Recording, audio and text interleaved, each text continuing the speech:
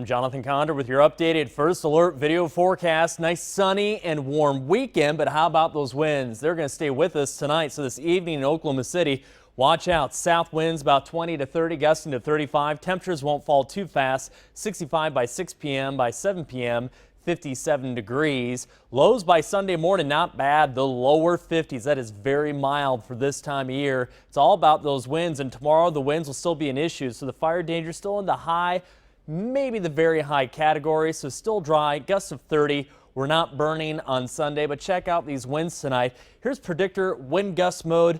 These are the values, the wind gusts miles per hour. The arrows represent the direction the winds are going. It's a south wind for tonight, and they get a little bit stronger during the overnights. Probably saw a few gusts there, about 40 miles an hour. Windy out the door tomorrow morning, about 10 a.m. Winds come around to the northwest. That's a passing cold front, and then winds start to decrease into the afternoon. So if you want to do outdoor things tomorrow, wait until the afternoon.